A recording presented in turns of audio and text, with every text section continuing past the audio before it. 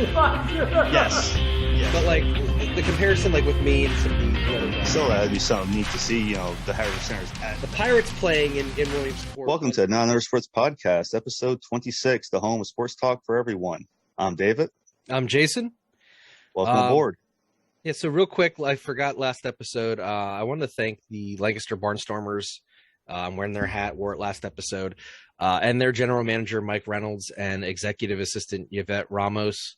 So they really went out of their way to make sure that myself, my grandfather, and my dad had a great time. We went to the July 18th game. I know I'd let you know, and I sent you the picture. They let us get our picture taken together on the field, which that was really cool. We've never... Yeah. Now, we've been doing this. I've been getting them tickets for minor league game probably for like 10 years now. And the fact that we were able to do something like that was really cool, to get, the three generations in that picture. So, again, I really just want to thank them big time for going out of their way and making just a little bit of stuff happen for us to ensure we had a really nice time. Well, it shows, minor league, it's something nice is like, hey, this is what I want to do. Yeah, sure, we'll accommodate you. Well, it wasn't even – they suggested it to me.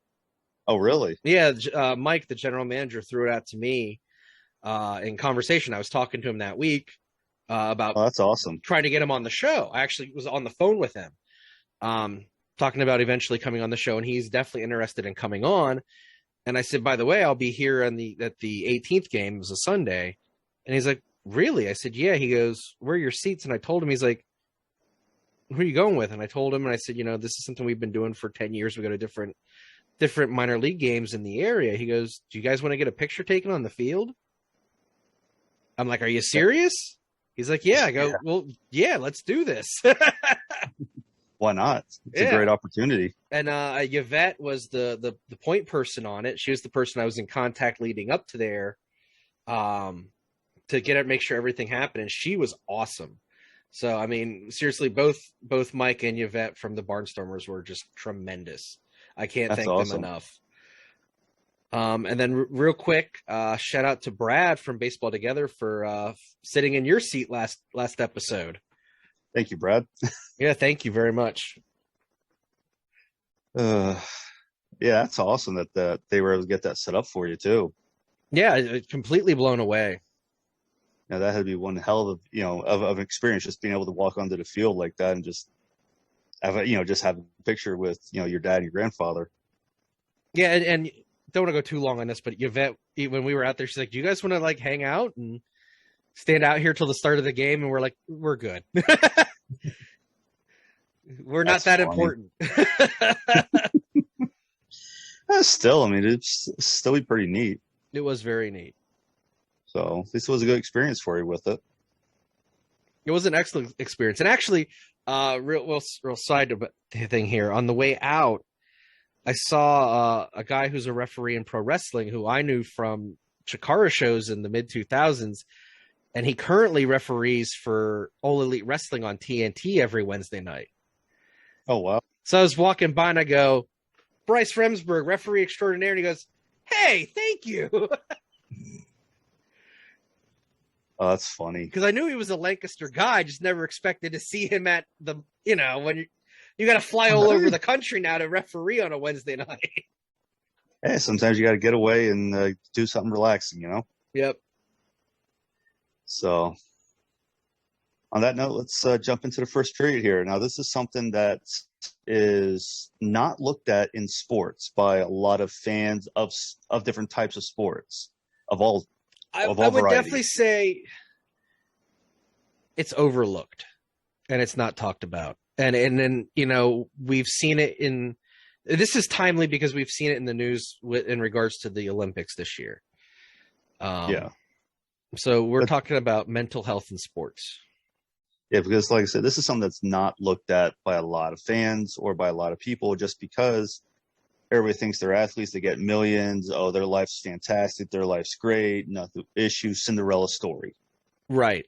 Where some players and or I should say athletes don't have that. Especially Olympians.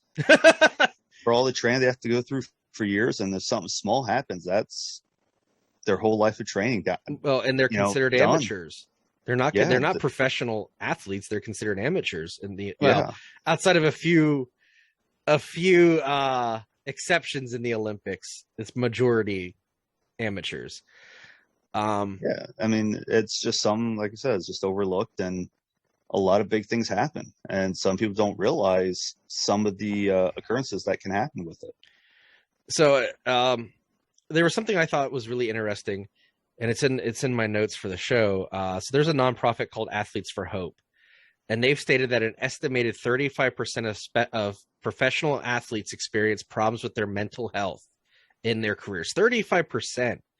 Wow. Now that sounds like a small number, but when you realize how small the pool of professional athletes is, that's a pretty big that's a big percentage of that population of athletes. Oh yeah, I mean, and the fact that the mental health ranges from all sorts of things.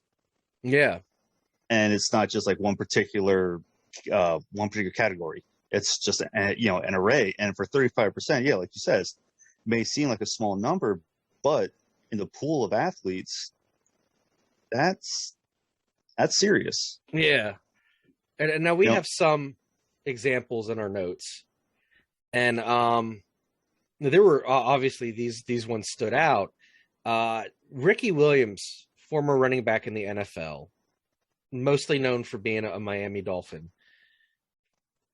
His, I think, stood out to me because at the time when he was drafted, he was considered a head case. He's considered a troublemaker. Like, the sports media just blasted him constantly. Now we know he has social anxiety disorder. He has anxiety issues. He has social issues. And the sports media just railed him for a decade about being unreliable, being this, being that. The guy had things he was working with and working through while still trying to play professional football. Like, and a lot of people don't realize that either, because they don't want to look at that. They want to look at, oh, he's making so much money. They don't want to, he's fine. But the fact, like you said, the media kept blasting him, but he had an issue. And did the media even know until he was already gone? Like, that's the thing, because you hate to say it that way, but the way we talk about mental health now, just in general, not even with sports, but in general, and the way we talked about it 20 years ago are two different things. It wasn't really 10 years ago. Right. It wasn't really talked about then either. Not just 20, but even 10 years ago now. And like you said, you have social anxiety and you're playing football. Well, that's a social thing. You go to social events, you're just going to shut down, and you can be that bad. You can, as people call it, a basket case. Right. And nobody really thinks of it, and they're just going to just trash him. And unfortunately, that's what happened to him. Little did we know what he was dealing with. Yeah, I mean, and it's scary. Some of the stuff can be scary. Some of the stuff out there. And speaking of scary, let's take a minute to talk about. Oh God, I'm going to butcher his last name. Clint Marlachuk. Yeah, that was. So if you want to go scary, that is scary. What happened with him was. It's ugly. Yeah, in 1989, he at the time played for, I believe it was the Buffalo Sabres, and it was a routine play. Just went in, him and they crashed player, the net. They basically got together, and all of a sudden, a skate hit his throat, and not just in I just scratched it. No, it was life-threatening. From what I was actually reading on this, even not just for this, but a good while ago, that if he was not at the end where the Zamboni came out, he would not be here today. Right. And I'm sure you read it too. The trainer for the Sabres was a former Vietnam medic. He was in the military as a medic in Vietnam, but he knew enough to keep his pressure. On Clints' sternum to prevent the blood flow from getting to his throat. Yeah. And if it wasn't for that him knowing to do that from his combat experience, Clint would have died because of that then too. Yeah, I And mean, a lot of things played into that. and A lot of things. and I'm going to give a forewarning. The video is on YouTube. And it's not for the faint of heart. It is not for the faint of heart at all. I mean, we both have probably watched it. I know I have. I have too. And if you watch the video, like I said, be advised. It's not pretty. You don't see anything right away, But then and you then do. all of a sudden it's there. It's Horror movie esque. That's not even putting it in nice words for how bad it is. And the fact that he's still with us today is great. I mean, he's coaching. He continued to play after that. Yeah. So even that as well. I mean, and he suffers from PTSD from it, and I don't blame him. He almost lost his life there in a hockey game. And did you hear about what triggered his PTSD with it? I don't think I have. It was seeing it happen to another player. Richard Zednik. Many years later, yes. Richard Zednik. I actually watched that game. I remember watching that game, and it was, again, a freak accident. Now, from what I was reading on Richard Zednik, it was not as threatening as his. As Clints, yeah. As Clints, but when you get any skate to the neck, that's not pretty because of all the major arteries that are at your neck. It's, one way or another, inch left or right, that could be it. Yeah. I mean, I've had a skate hit my stomach and it wasn't nice, but it wasn't anything like that. And just the fact that you don't hear Richard Zednik having any of this type of stuff is good from him having, from, I think it was like right in this general area where he got hit. Yeah. And I think still, Clint's was like, clear across. His was clear across and on a routine play. Well, one of the games that I actually played in during just playing rec hockey, it was a game before us. We were waiting for the game to end. I had all my bottom gear on. I had my Under Armour shirt on, and we're just watching the game till theirs is done for the start. Routine play, guy goes in, they collide with the goalie. Okay, that happens how many times a game? All right. Numerous.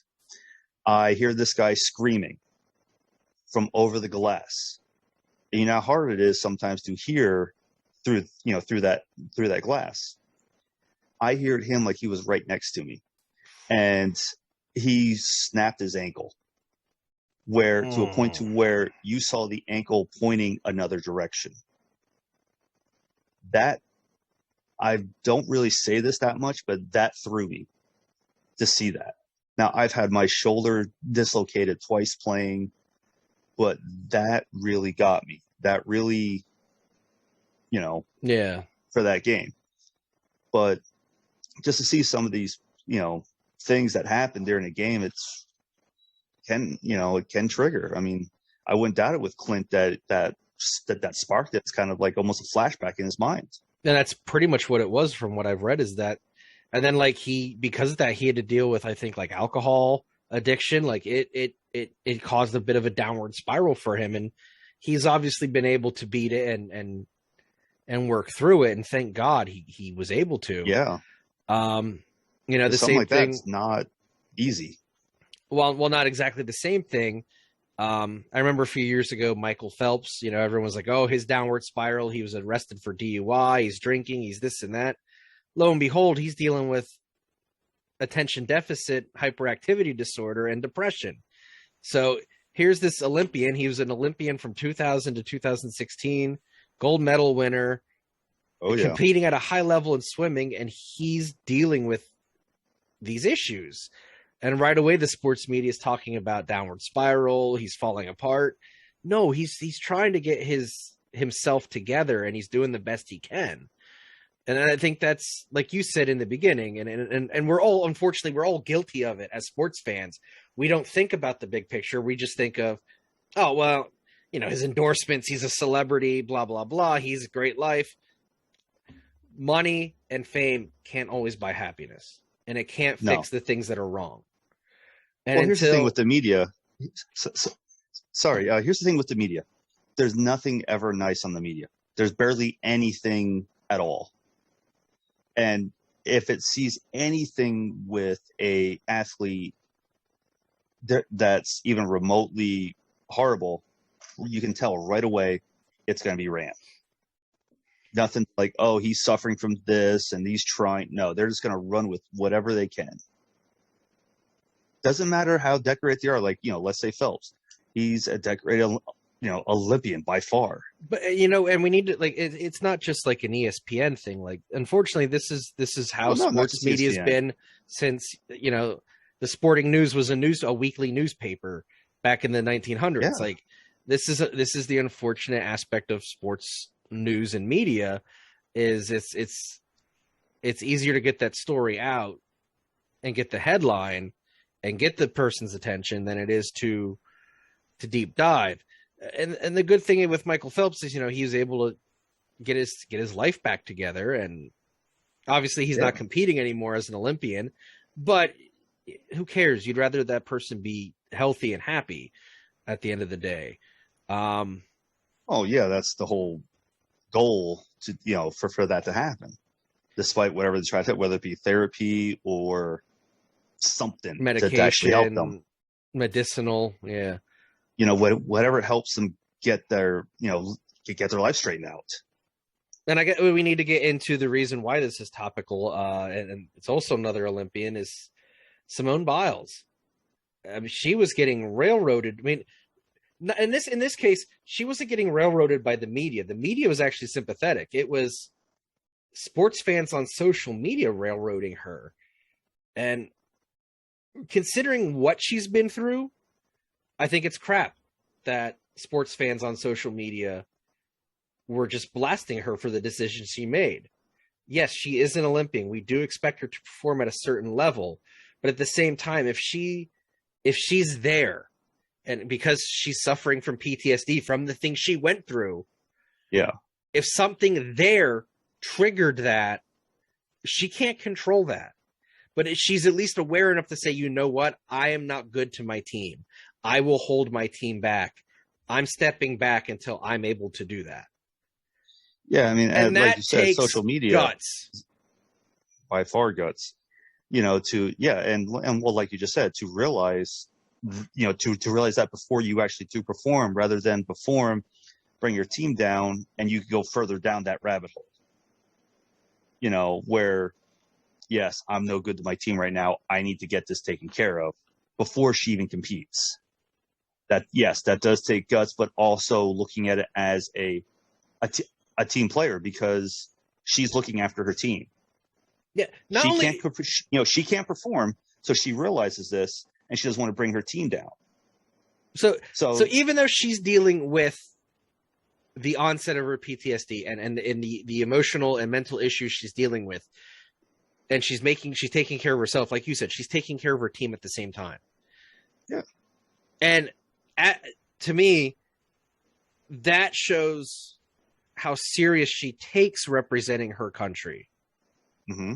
Because if she didn't take it seriously, she'd go out there, whether she was healthy, emotionally, mentally, to perform as a gymnast, which is already a physically demanding sport. Yeah. Oh, yeah. But no, she stepped back. She said, you know what? This is happening. I'm sorry it's happening. I can't control it's happening. I need to step back. And then she still, I think, was it the uneven bars she did that she got a bronze in? Trying to remember, but yeah, something like that. Well, still, even a bronze medal. And I think she even said that this bronze medal means more to her than any of the gold medals she ever had. She's fighting through a lot. She's fighting through a lot. And that's off of the Olympic stage. Not just on it, but off of it. And to be able just to come in and even medal. To have that mentality to, okay, I just medaled. Okay, this could be helping her. This could be helping. It could be helping her. That, that whole aspect. That, hey, I'm fighting through this. I can do this. And I did do this. Well, like you said, that medal means more to her than any of the golds because she's coming back from something. And I just, You know, so some and people the don't whole realize reason that. this triggered the whole reason I said to you, I want to talk about this was because I didn't think it was right. So much of the criticism she was getting on social media. Well, social media. Social media is going to bash anybody. But You know, even you sneeze the wrong way, they're going to bash. like Twitter is well known to be a cesspool on social media. Facebook isn't always the greatest, but like I'm on Reddit, and Reddit for the most part, I mean, there's obviously hateful sections on Reddit, but Reddit for the most part is a pretty positive place. I've never really dealt with a lot of jerks on Reddit. And the fact that people on Reddit were giving her crap about it, like, I'm like, really? Like, do you That's not ridiculous. realize what she's gone through emotionally and physically? You know, like, you're missing the big picture here. Well, how many people want to look at the big picture? A lot of people don't want to even look at it. As soon as they hear something, they'll just run with it. They won't sit down and actually do the research on it to get that information correct. And here's the thing: what she went through is uncomfortable for I think a lot of people to talk about. Yeah. I mean, But it's, that you doesn't know, change what she went through and what she has to deal with because well, she of shouldn't it. have to deal with this. You know, she shouldn't have to deal with being bashed on social But media and in I just general. meant what she had to deal with emotionally and mentally. I Oh, yeah, wasn't that talking about too. social media. I was talking about Well, either way, um either way. but to me, her doing the things she did, to me, that she's showing her heart and her toughness by facing these things and doing the right thing for herself and her team. And that's, to me, that's a leader. Yeah, yeah, it is.